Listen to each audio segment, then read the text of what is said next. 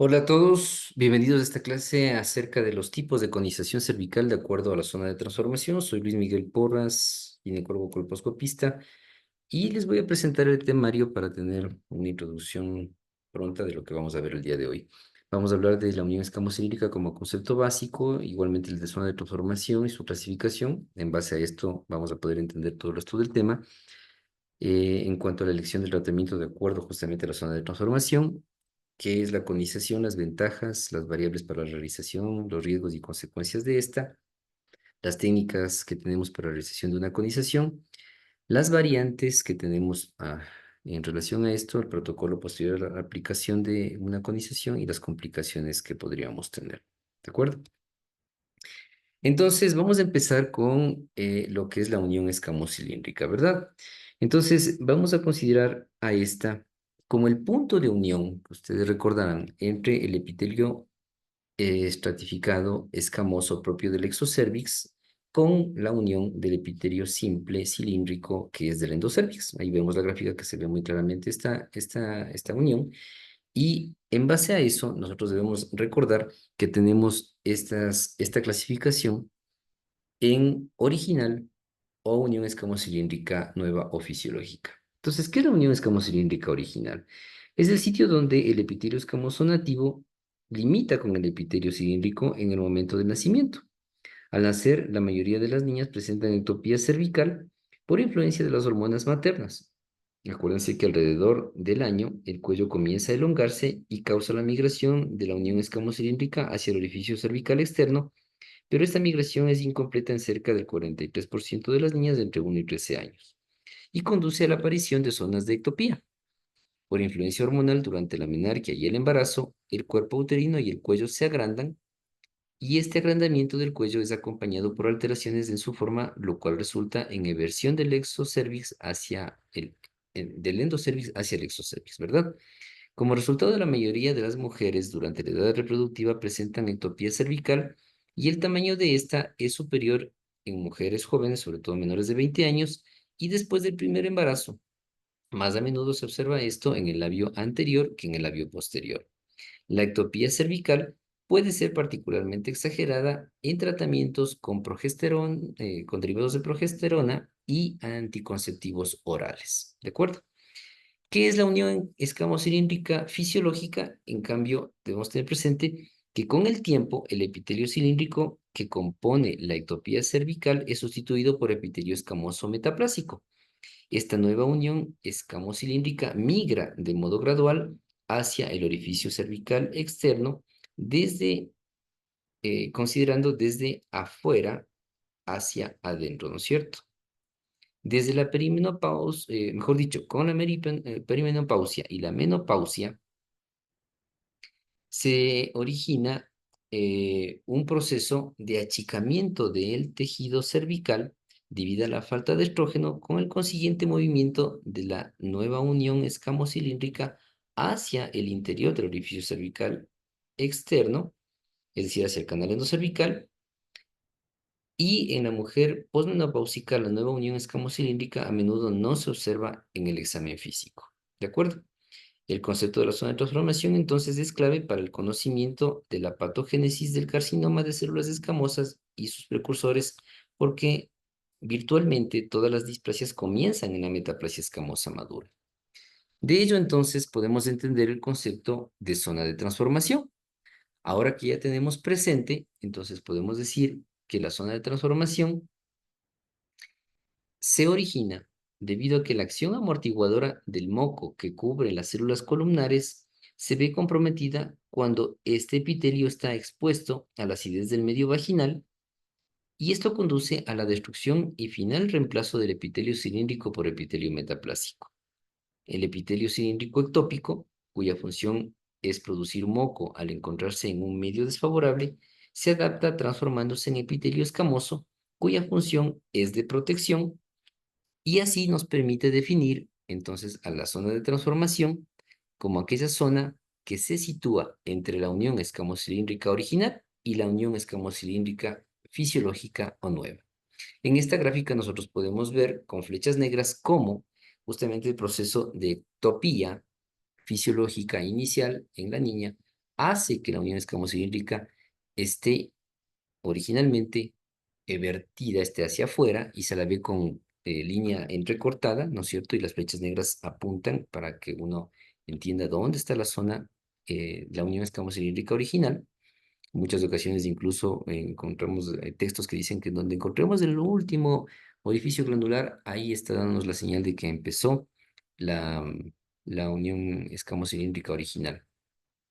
Y también vemos cómo las flechas amarillas, en cambio, nos indican cómo se va dando el proceso de metaplasia, por lo que ya he explicado, de manera concéntrica, va creciendo hacia el interior y va dando origen a lo que se ve en línea blanca como la unión nueva o fisiológica, ¿no es cierto? Entonces ahí ya entendemos que esta zona entre la unión escamocilíndrica nueva y la original, todo este margen es la zona de transformación. Entendiendo entonces que este es el área nuevamente, como repito, el área clave para la patogénesis de las displasias y carcinomas. Entonces nosotros podemos tener muchas zonas de transformación que están sanas, que están bien, o también podemos encontrar que cuando hemos puesto el acético, ¿no es cierto?, nos dan signos, obviamente, de anormalidad en esta zona de transformación.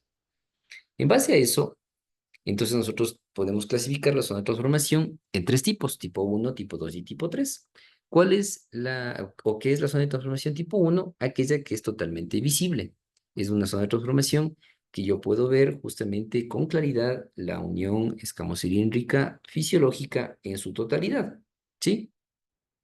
La tipo 2, en cambio, yo tengo una zona de transformación parcialmente visible, es decir, en este caso de la fotografía, el margen inferior lo veo con claridad, pero el margen superior no puedo detectar si es que está visible de manera cercana al orificio cervical externo o se profundiza hacia el interior. Y la zona de transformación tipo 3, en cambio, es aquella en donde yo no puedo determinar en dónde se termina la unión escamocilíndrica nueva. Vemos que está ingresando hacia la zona hacia el canal endocervical, pero no puedo determinar yo hasta dónde logra ingresar, lo que me da, obviamente, una visualización no determinada. Aquí tenemos nosotros en esta gráfica un corte coronal que permite de manera más didáctica determinar justamente ese componente completamente visible ectocervical que tiene en la zona de transformación tipo uno, en este caso graficada con color morado, ¿no es cierto? Y que nos permite también incluso considerar que esta zona de transformación ectocervical o tipo uno puede ser pequeña o puede ser grande conforme se despliegue hacia los fondos de saco. Nosotros podemos tener ahí una zona pequeña o grande. Y esto generalmente se ve en mujeres jóvenes, ¿no? En esta otra gráfica, en cambio, tenemos la zona de transformación tipo 2 que podemos observar con un componente parcialmente visible. Posee componente endocervical, ya, ¿no es cierto? Se introduce un poco hacia el interior.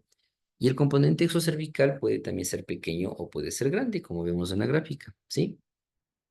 Y la zona de transformación tipo 3 es una zona de transformación con un componente no visible, posee un componente endocervical grande hacia el interior del canal endocervical. Esto es propio de mujeres posmenopáusicas y nos dificulta la visualización concreta de esta zona de transformación porque está metida hacia el canal endocervical.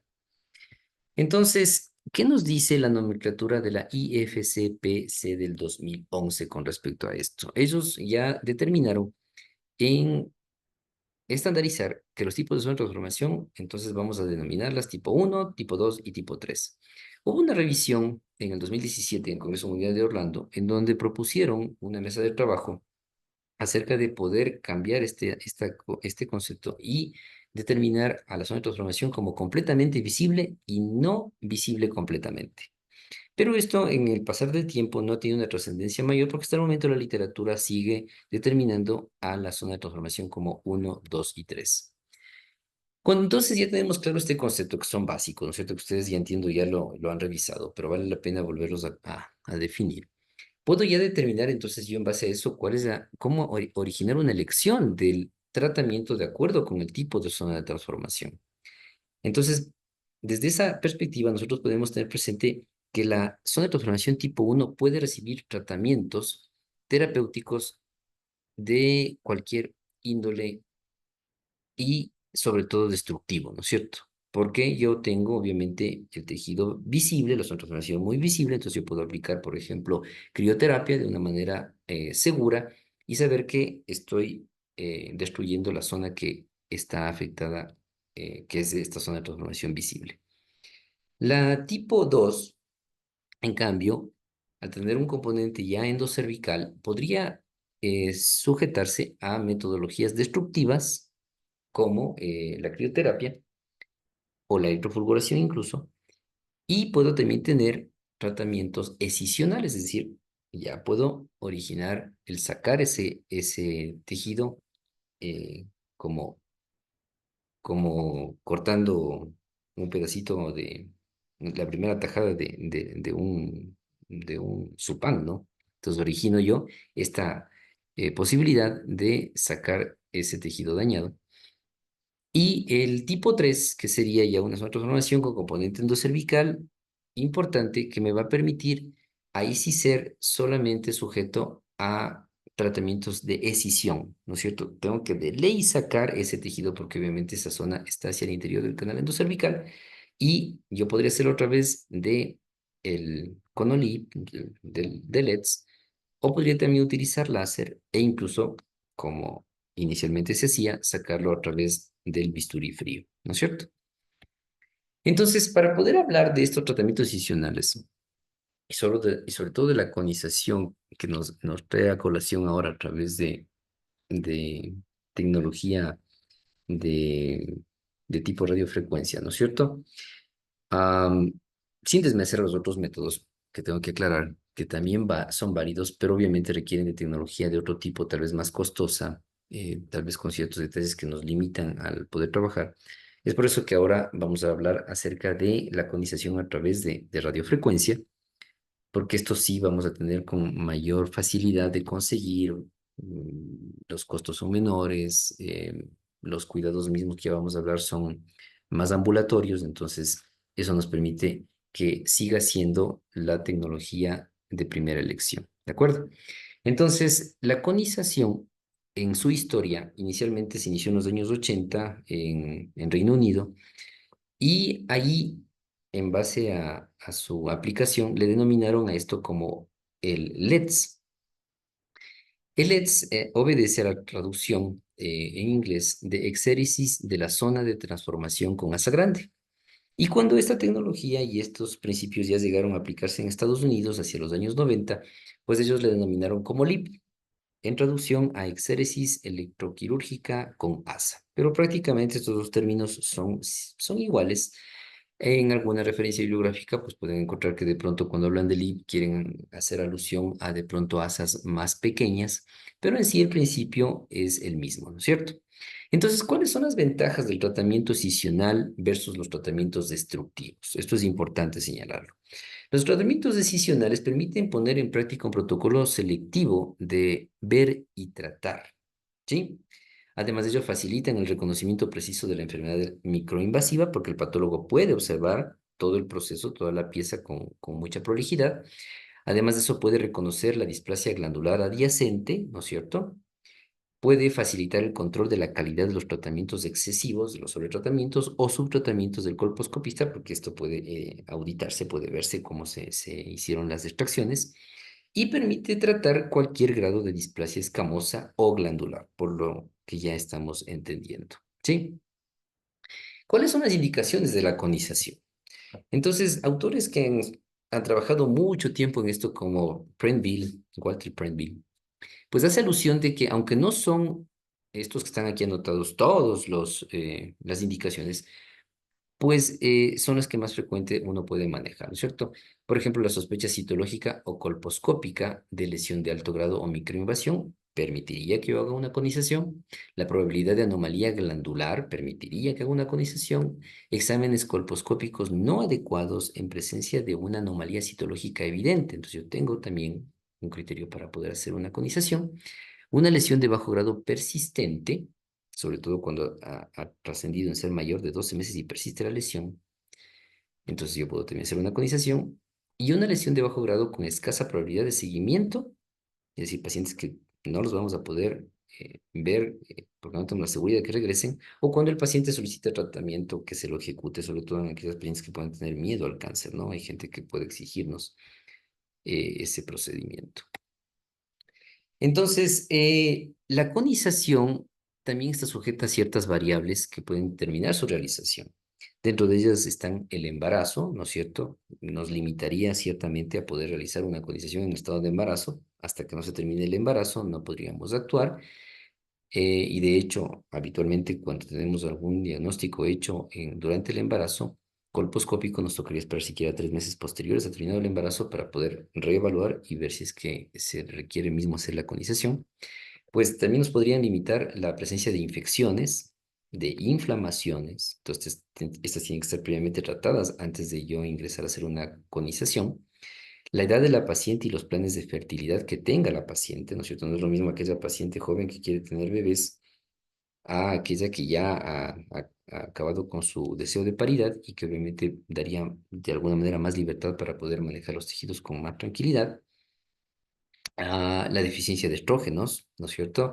Recuerden que en muchas ocasiones tenemos pacientes posmenopáusicas que idealmente deberíamos mejorar esta deficiencia estrogénica para tener una buena lectura del cervix y mandar por lo menos unos 15 a 30 días de colocación de estrógenos locales para que pueda originarse un mejor manejo de los tejidos por un lado y también permita una mejor lectura del epitelio. Además de eso, el grado de sospechado de anormalidad, ¿verdad? La probabilidad de seguimiento posterior, eso también estábamos en el concepto de ver y tratar, ¿no es cierto? Hay muchos pacientes que se nos pueden desaparecer con algo que tenemos muchos criterios colposcópicos para de una vez más bien retirar, entonces eso es un criterio muy importante. La confiabilidad del prótesis de referencia y otra prueba de detección, ¿verdad? Si es que nosotros ahí tenemos dudas, hay que manejar esta situación con cuidado. Y la disponibilidad de otros estudios como el cepillado endocervical y la prueba de genotipificación que ahora tenemos, que obviamente también nos da un soporte muy importante para poder decidir el hacer o no una conización. Hablando de riesgos inmediatos, debemos considerar que el 4 al 6% de pacientes pueden presentar sangrado, y eso es algo que hay que explicarles a las pacientes, ¿no es cierto? Cuando nosotros nos sentamos a hablar acerca del consentimiento informado o de informarles, al menos verbalmente, de lo que se va a tratar esto, debemos considerar esto como uno de los riesgos posibles, además de eso el dolor que también puede originar esto, la infección que puede venir sobreañadida a un procedimiento de manipulación, ¿no es cierto? Más aún en la cavidad vaginal, que es una cavidad contaminada, por eso es que idealmente tiene que estar en condiciones ideales para hacer este procedimiento, y el daño de las paredes vaginales, que incluso puede ser como consecuencia de la misma conización, yo de pronto, bajo mi pulso, lograr algún corte y originar también una posibilidad de sangrado por ese corte en la mucosa vaginal, que es muy ricamente vascularizada. Además de eso, tengo que tener presente las consecuencias a largo plazo. Entonces aquí sobre todo hay literatura muy interesante, hay un artículo sacado en el 2017 esto está en Cochrane, que nos habla acerca de justamente el análisis que se hizo en referencia a los resultados obstétricos de la conización. Esta información se ha manejado desde mucho antes, pero este último estudio ha tratado de un poco justamente recoger todos estos estudios previos. Se ha hecho un análisis como de 69 estudios previos, se ha hecho un análisis, un metaanálisis, y se ha podido determinar que la conización origina un aumento significativo en el riesgo de parto prematuro, de ruptura prematura de membranas, de bajo peso al nacer, de coriomionitis, lo que conlleva a ingresos neonatales y a muerte perinatal. Entonces, en este estudio, obviamente se analizaron muchas variables y sobre todo esto está en relación mucho a la profundidad que nosotros lleguemos a hacer una conización, porque eso acaba con tejido glandular, por ende está disminuyendo la posibilidad de la formación de moco. Esto conlleva a una alteración del microbioma del canal endocervical, la posibilidad de mayores infecciones y obviamente las consecuencias que estamos ahora ahí determinando, ¿no es cierto? Entonces, hay una condición que hay que siempre pensarla en función de los objetivos de fertilidad de la paciente y la pareja como tal, ¿no es cierto? Entonces, esto también es importante considerar y explicarlo porque son datos que nos producen una alteración estadísticamente significativa de, de riesgo ante estos procesos obstétricos. En cuanto a la técnica de exéresis de la zona de transformación, ¿qué vamos a comentar acerca de esto? Siempre es importante considerar lo ideal, ¿no es cierto? Entonces vamos a tener que siempre tener presente que ese service debe ser un service limpio y visible, debe ser un service que nos permita trabajar, que esté libre de infecciones, de inflamaciones, entonces requerimos un tiempito para poder ejecutar esa mejora de las condiciones para realizar una conización. Además de eso, hay que trabajar sobre un proceso anestésico adecuado con una buena infiltración, ¿sí? En algunos casos se puede hacer esto a través de anestesia local, en otros tantos podríamos llevar al quirófano con anestesia raquídea, ¿no es cierto? Y en algunos casos extremos que la paciente incluso no quiera estar en su conciencia, hasta podríamos realizar de una manera extrema una anestesia general, pero habitualmente esto se podría manejar con anestesia de tipo local o raquídea, ¿sí? Idealmente también vamos a tener que hacerlo esto, aunque no es esencial, pero idealmente se procura hacer en la primera fase del ciclo menstrual, en la fase folicular, porque no tenemos el molestoso moco que nos incomoda y que nos dificulta hacer una previa valoración. Antes de la conización hacemos una previa valoración de colposcópica para nuevamente situarnos y este moco a veces puede ser bastante incómodo para el trabajo tanto colposcópico como ya de la realización de la conización. Además de ello, la paciente debe estar relajada, ¿no es cierto?, a temperatura ambiente adecuada y bien informada acerca de lo que va a hacer. Y como les decía hace un momento, pues siempre antes de hacer la conización yo tengo que hacer un examen colposcópico en ese momento previo para poder situarme y ahí hacer mi procedimiento técnico. Ahora, ¿cuáles son los requisitos previos entonces que yo voy a tener para poder realizar este procedimiento?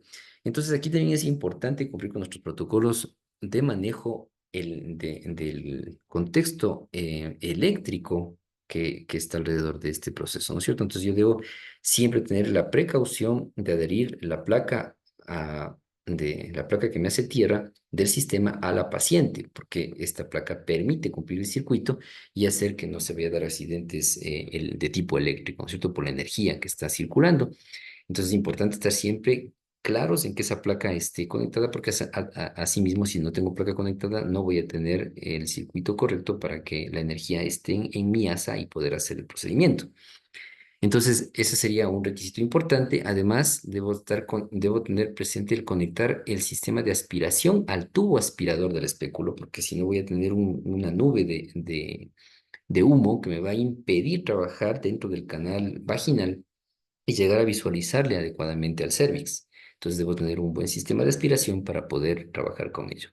Además de eso, elegir el asa de tamaño adecuado e insertarla en el mango del electrobisturí. Ya tiene que estar esto previamente bien confirmado, incluso de que esté funcionando. Podemos hacer una gasita húmeda, aplicación del asa y comprobar que la energía esté haciendo su efecto, ¿no es cierto? Antes de aplicarla directamente en la paciente. Además de eso, debo enfocar el colposcopio con un aumento bajo para observar toda la zona de transformación, ¿sí? De hacer una buena panorámica para yo tener una buena visualización y poder trabajar con mi asa. Y además de eso, establecer la potencia adecuada del equipo de radiofrecuencia, ¿de acuerdo? Entonces, generalmente se trata de ubicar entre un punto medio entre coagulación y corte para tener un adecuado voltaje para realizar mi exéresis. Aquí está un ejemplo de lo que nosotros vivimos al diario en nuestro circuito eléctrico, que ustedes también ya lo deben tener presente, pero no está por demás el tener visualización del generador eléctrico, ¿no es cierto?, el equipo de radiofrecuencia, que esté conectado, como ustedes ven, en este caso al muslo de la paciente. ¿Por qué el muslo? Porque está cerca de nuestro sitio de trabajo. Entre más esté cerca de nuestro órgano objetivo es mejor, porque el circuito así no desparrama energía y se concentra muy cercano al tejido que vamos a trabajar, ¿no es cierto? En este caso el cuello del útero. Y se termina el circuito con el electrodo activo, que es decir, mi mango del asa que yo ya tengo para poder ejecutar este procedimiento, ¿sí? El equipo tiene que estar obviamente con su conexión a tierra también para que este proceso no vaya a ocasionar accidente de tipo energético en la paciente. En cuanto a la técnica de exéresis de la zona de transformación, entonces, en este momento yo voy a narrar lo que en contexto general podemos hacer nosotros al a pensar en una usual conización. Entonces, para ello yo voy a aplicar el asa en el cuello uterino, creando un margen de seguridad de por lo menos unos 5 milímetros por fuera de los bordes laterales de la zona de transformación. Eso me permite a mí tener este, como repito, margen de seguridad que me permita saber que me estoy llevando toda esa zona que está alterada, ¿sí? Eso como un principio número uno. Segundo, yo debo conducir el asa con lentitud por debajo de la zona de transformación para extraerla aproximadamente a la misma distancia en el borde, en el borde contralateral, ¿sí? Y esto es importante entender que cuando empezamos a hacer nosotros a veces conizaciones, pues debemos tener presente que no tiene que estar pegada al 100% sobre el tejido. A veces incluso empujamos y le pegamos al asa sobre el tejido y no se cumple el principio de respeto del milímetro que necesitamos. El asa desprende energía y requiere estar a 1 milímetro de distancia del tejido y va haciendo su corte conforme la energía se va creando y se va desplazando por el tejido, manteniendo nuestra mano fija y provocando el movimiento de la muñeca conforme se va deslizando por el estroma del tejido cervical, ¿no es cierto? Entonces, cuando yo origino este empuje y le choco al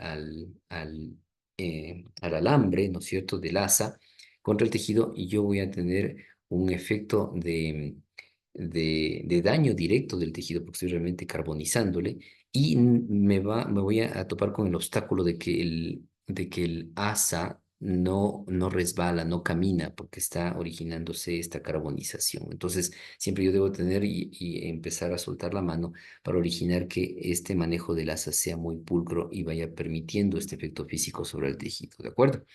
Además de eso, debo tener en cuenta la profundidad del asa. ¿En consideración a qué? Que la zona de transformación puede tener hasta 6 milímetros de grosor del epitelio displásico. Esto es algo importante a considerar, ¿sí? También debemos considerar que el LIV debe al menos eliminar la misma cantidad de tejido que se perdería con un método destructivo. Es decir, si yo, por ejemplo, pongo crioterapia, debo tener presente de que la crio puede afectar entre 8 a 10 milímetros de profundidad en el epitelio cervical y obviamente el LIV tiene que trabajar en ese mismo margen, ¿sí? Y debo también considerar algo súper importante que es que el 86% de los NIC3 tienen una profundidad de hasta 10 milímetros o menos, ¿sí? Entonces yo debo siempre tener este contexto claro para saber hasta cuánto yo debo sacar en profundidad, que es importante, ¿de acuerdo? Entonces esta gráfica un poco traduce lo que les he dicho en este momento. Entonces yo ingreso creando el margen de seguridad. En este caso, si yo fuera derecho, ¿no es cierto? Voy de izquierda a derecha progresando en base al tamaño de la zona de transformación, como ustedes ven ahí, y voy desplazando el asa paulatinamente de izquierda a derecha, manteniendo ese margen de seguridad y salgo en el borde contralateral, retirando la pieza de la conización. ¿De acuerdo? Entonces, asimismo, nuestra nomenclatura de la IFCPC del 2011 nos decía en relación a los tipos de tratamiento de escisión que los vamos a considerar como escisión tipo 1, tipo 2 y tipo 3. Y cuando ya tengo mi piecita de tejido, pues también definieron ellos qué vamos a considerar dentro de las medidas de la muestra de decisión como largo, como grosor y como circunferencia. Entonces, de largo, ellos dijeron, es la distancia del margen distal o externo al margen proximal o interno, ¿sí? De la pieza anatómica me estoy refiriendo, ¿no? Del cono. El grosor, en cambio, lo define como la distancia del margen estromal a la superficie de la muestra extirpada, es decir, hacia el epitelio superficial, hacia el epitelio exocervical, sería en contexto práctico. Y la circunferencia la vamos a definir como el perímetro de la muestra extirpada, ¿de acuerdo? Yo les he traído ahora entonces para un poco situarnos y entender eh, ¿qué es lo que tenemos que hacer con respecto a la profundidad, al largo y al ancho de la pieza? Les he traído este artículo que me pareció de excelente calidad y que realmente, sobre todo porque es un estudio prospectivo, em, que fue publicado en junio del 2023 y que hace referencia a los factores de riesgo del margen positivo en el LIP y la longitud óptima de la conización cervical en neoplasias cervicales intraepiteliales. Esto fue escrito por el autor King Kong y sus ayudantes, que hicieron este análisis y ellos tenían este antecedente, ¿sí? Eh, ellos consideraron que la longitud de la conización de las lesiones precancerosas cervicales es esencial para el tratamiento, pero no se lo ha determinado hasta el momento. Esa era su hipótesis, ¿no? Este estudio tiene como objetivo explorar la longitud, es decir, el grosor de la conización razonable y óptima en pacientes con diferentes tipos de zona de transformación cervical para alcanzar el resultado del tratamiento del margen negativo en la cirugía. Miren qué lindo estudio, ¿no es cierto? Entonces, la metodología que utilizaron es recoger pacientes entre julio de 2016 y septiembre de 2019 y dice que se inscribió, se hizo este estudio multicéntrico prospectivo de casos y controles con precáncer de cuello uterino o sospecha de cáncer de cuello uterino en 5 centros médicos de Shanghái, China, y se registraron las características clínicas, citología, virus de papiloma humano, histopatología y detalles de la conización cervical. En esta pieza que les presento yo el día de hoy a la derecha, esta es una placa, una muestra de LIP llevada al portaobjetos para estudio histopatológico a través de hematoxilina y eosina y permite entonces situar, ¿no es cierto? Vamos nuevamente a aclarar cómo definieron ellos a los conceptos de los márgenes, ¿no es cierto? Entonces, tenemos presente de que el margen externo, que está con la flechita verde en la parte inferior, que ustedes ven en el costado inferior derecho, ese sería el borde externo que ellos consideraron en su estudio, ¿no es cierto? Eh, Además de ello, se demuestra en esta misma gráfica el margen interno o endocervical con la flechita roja en la parte superior que ustedes la ven. En la flecha amarilla, este lo consideraron como el borde estromal, ¿sí? Y la flecha azul apunta, en este caso, de, a la lesión de alto grado que han encontrado en esta pieza, ¿sí? Entonces, de esa manera definen al borde interno o endocervical, al borde externo o exocervical y al borde estromal con la flecha amarilla, ¿de acuerdo? Entonces, no se pierdan el orden de esto, porque en base a eso es como ellos estudiaron sus pacientes. Entonces, ¿cuáles fueron los hallazgos que encontraron? En este estudio se inscribieron un total de 618 mujeres. Fíjense que es un estudio súper interesante. Y aquí, ¿qué es lo que consideraron? La tasa de margen interno positivo fue del 2,7%, del 5,1% y del 6,9% en zonas de transformación tipo 1, tipo 2 y tipo 3 respectivamente, ¿sí? Mientras que el margen externo positivo fue del 6,7%, 3,4% y 1,4% respectivamente igualmente en relación a zonas de transformación tipo 1, 2 y 3, ¿de acuerdo? Asimismo, encontraron que en el grupo de zona de transformación tipo 3, en cambio, el margen interno positivo por lesiones de alto grado del grupo de 15 a 16 milímetros fue de 10%. Es decir, en aquellos conos que tuvieron de 15 a 16 milímetros, ¿no es cierto? Encontraron hasta un 10% de lesiones de alto grado. Fue este 10% significativamente mayor que en la zona de transformación tipo 1. Se entiende que sí. Y de zona de transformación tipo 2. Pero cuando ellos cambiaron, ya no hicieron cortes de 15 a 16 milímetros, sino que le ampliaron a la longitud de la escisión a 17 entre 17 y 25 milímetros, la tasa de margen interno positivo disminuyó drásticamente al 1%. Imagínense en esto. Entonces, eso ya nos marca eh, un punto muy importante a considerar en relación al, al grosor, a la longitud que están ellos aplicando de asa, ¿no es cierto? Entonces, aquí hay una gráfica que nos permite ver, hacer más visual a lo que ellos decían, ¿no es cierto? Entonces, tenemos nosotros en los diferentes tipos de zona de transformación, en la tipo uno, tipo 2 y tipo 3. Entonces, en la tipo uno, fíjense que ellos hacen con una asa entre 7 y 15 milímetros los cortes y determinan que la tasa de positividad del margen interno, al ser una zona de transformación tipo uno, entonces prácticamente era de cero, porque es extraíble al 100%.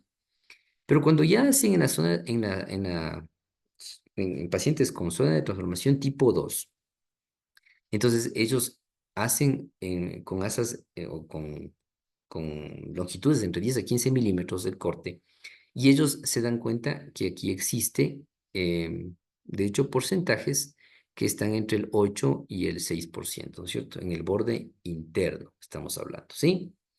Y cuando van a la zona de transformación tipo 3, en donde tenemos obviamente un margen profundo en el canal endocervical, ellos hicieron justamente aplicación entre 17 y 25 milímetros, y de lo que al utilizar asas con longitudes pequeñas, vieron que el corte era del 10%, pero cuando ellos hicieron la aplicación de asas más grandes, hasta 25 milímetros, redujeron, como les expliqué hace un momento, al 1% los hallazgos de borde interno comprometido. Entonces, ¿cuál fue la conclusión de ellos? Que una longitud de escisión cervical de 10 a 15 milímetros es razonable para pacientes con zona de transformación tipo 1 y tipo 2, ¿de acuerdo? Porque el componente es más exocervical. Mientras que de 17 a 25 milímetros es óptima para la escisión de zonas de transformación tipo 3 con márgenes internos más negativos. Entonces, ahora ya tenemos claro que nosotros tenemos que incidir en ese margen de 25 milímetros de profundidad cuando tengamos nosotros una zona de transformación tipo 3 que nos va a dar la seguridad de que estamos manejando un rango adecuado para la escisión correcta. Entonces, en base a eso, ya teniendo claro nosotros esto, voy a presentarles variantes de conización en relación al tipo de zona de transformación. Estos ya son detalles prácticos, ¿cierto? Que les he traído a colación porque es importantísimo ya tener esto presente. Entonces, cuando yo tengo una zona de transformación tipo uno con un componente exocervical pequeño o totalmente visible, quiero que se fijen en la gráfica cómo yo puedo hacer mi escisión, ¿no es cierto? Mi cono llegándome, llevándome toda esa zona de transformación y pudiendo mandar a procesar al 100% este, este material histológico, ¿no es cierto? Aquí ustedes ven en la plaquita, incluso en la parte inferior de la gráfica, cómo el autor sugiere incluso el corte del cono, ¿no es cierto? Que sale como anillito, le cortamos en un bordecito, le estiramos y eso metemos en el formol para que tenga un mejor análisis del patólogo. Cuando yo tengo una zona de transformación tipo uno con un componente exocervical grande, como ustedes ven ahí en la gráfica, en cambio, yo puedo originar el paso de mi asa llevándome la mayor proporción central del tejido, y si es que mi asa no logra avanzar a cubrir toda la zona de transformación y me deja márgenes, como ustedes ven en la gráfica, ¿no es cierto? Márgenes que pueden faltar de sacar, pues la opción es que ustedes puedan originar un segundo tiempo en donde harán un corte de esas zonas que se extravasan de la capacidad de mi asa que tengo, ¿no es cierto? Entonces yo puedo sacar esos cachitos en un segundo y un tercer tiempo y originar de esta manera el que toda la zona de transformación se extirpe. Es otra opción de manejo. ¿Qué pasaría si yo tengo una zona de transformación tipo uno, pero con un componente exocervical grande, con asa mediana en dos fragmentos? Entonces, fíjense, yo origino, en vez de la opción anterior, yo origino con mi asa el llevarme la mitad superior de mi zona de transformación y también podría coger la mitad inferior en un segundo tiempo. Esto permitiría tener yo toda la zona de transformación, pero en dos segmentos, superior e inferior. ¿Qué pasaría cuando yo tengo una zona de transformación tipo 3 con un componente endocervical, ¿no es cierto?, con asa grande? Entonces yo puedo tener la posibilidad de extirpar con la profundidad respectiva y llevándome el margen de seguridad y originar esta imagen como ustedes ven ahí en cono, ¿no es cierto? Y permitiría igualmente originar el corte de este y meter al formol para que se lleve al análisis histopatológico respectivo, ¿sí? Entonces aquí nosotros tenemos esta opción de manejo. Entonces, estas son variantes que hay que pensarlas porque a veces uno sí se limita cuando al menos está empezando y uno dice, ¿y ahora cómo me llevo si lanza no me alcanza? Entonces yo tengo estas posibilidades que ahora les he indicado, ¿cierto? Por eso es importante también, antes que me olvide, el originar siempre, el tener todo el material necesario y adecuado para trabajar bien, porque a veces esto nos pasa cuando obviamente no tenemos todo el material o vamos al centro quirúrgico que acostumbremos y de pronto se acabaron las asas o no han repuesto, entonces uno tiene que a veces buscar alternativas y pensar cómo yo extraigo de la mejor manera a mi zona de transformación. Ahora, cuando hablamos del protocolo posterior a la conización, ¿por qué pasa después de que hago una conización? Entonces, ¿qué es lo que debo tener yo presente? Entonces, aquí vienen dos fenómenos, ¿cierto? La coagulación del lecho. ¿Qué es lo que voy a hacer yo con la coagulación del lecho? ¿Y cómo voy a manejar mi pieza de biopsia? Entonces, con respecto a la coagulación del lecho, yo debo tener presente de que para ello necesitamos nosotros trabajar con una asa especial que es el asa en bola, ¿no es cierto? Tenemos el electrodo esférico y tenemos la bola rodante. Lo más frecuente es encontrar electrodos esféricos y estos nos sirven para aplicar, igualmente no tienen que asentarse directamente sobre, sino tener por lo menos 1 milímetro de distancia, la energía se desprende y va originando con una energía de coagulación, cambiamos nuestra dirección en el equipo de radiofrecuencia, ponemos solo coagulación y originamos este efecto de efecto de onda que me permite solamente coagular.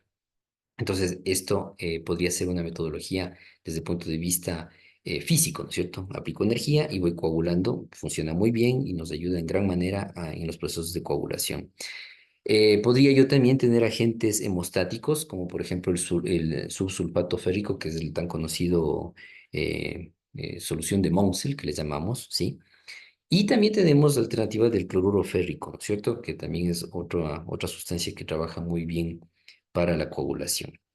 Y en casos extremos podríamos utilizar el tapón de gasa en la herida. Bueno, puede haber casos excepcionales en donde no logramos controlar o no nos quedamos tranquilos y podríamos originar el taponamiento, la aplicación directa a veces en la puntita se pone justamente estas soluciones hemostáticas y dejamos el tapón haciendo presión sobre el lecho cruento que puede estar no convenciéndonos de que se está controlando bien el sangrado y mantenerlo eso por unas 24 horas para hacer una buena hemostasia y después de eso retirarlo. Entonces, son alternativas también en el manejo de la coagulación.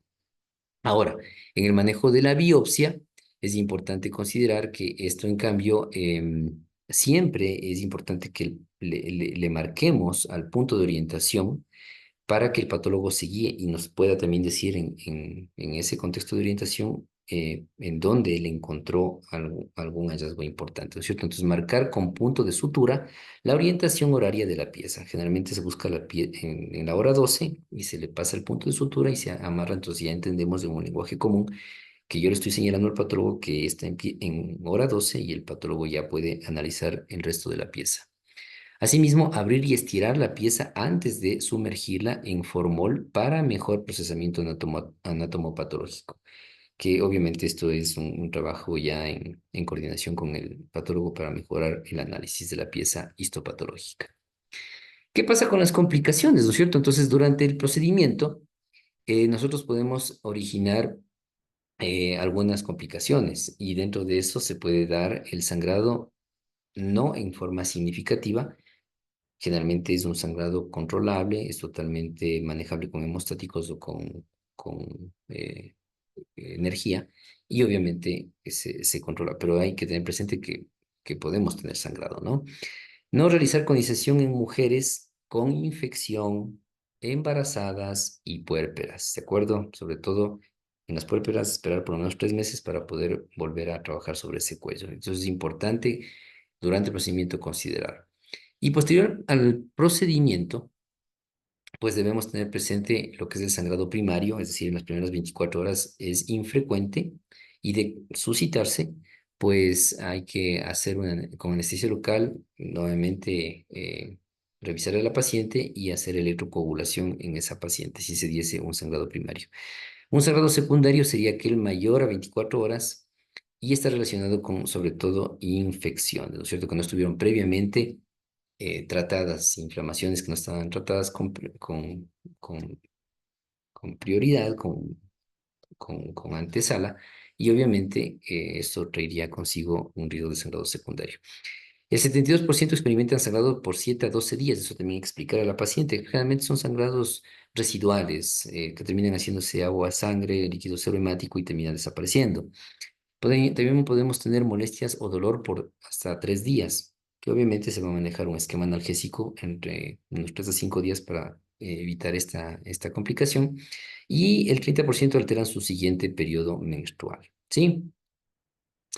Ahora, hablar también de esto, como para ir cerrando ya el tema, que es la realización del Conolip Conolets versus el sombrero de copa, ¿no? Que es algo que ustedes también pueden observar o pueden tener la curiosidad. Entonces, ¿qué nos dice la literatura acerca de esta técnica de sombrero de copa? Es decir, una conización en 2 niveles. Hago una conización inicial como tipo LIP y después con una asa recta y origino yo una profundización hacia el endocervix como originando un segundo nivel de profundidad, tal cual como nos demuestra el sombrero, ¿no es cierto? Entonces, esto es realizar una técnica de sombrero de copa. ¿Qué es lo que se ha visto? Que esto reseca más tejido endocervical, pero no reduce la incidencia de compromiso de los márgenes endocervicales. Además de eso, se asocia con mayor incidencia de seguimiento colposcópico y citológico inadecuados y en base a lo que existe la evidencia ahora, pues no se justifica el uso sistemático de esta técnica, ¿sí? En casos muy puntuales y en base a ciertas necesidades se podría aplicar, pero no es algo que debemos hacerlo de manera rutinaria. ¿De acuerdo? Hasta aquí he llegado yo y espero haber cumplido con los objetivos. Creo que lo hemos hecho y espero que haya sido de su comprensión. Y estoy en una próxima con ustedes. Ha sido un gusto el compartir esto y me despido. Gracias.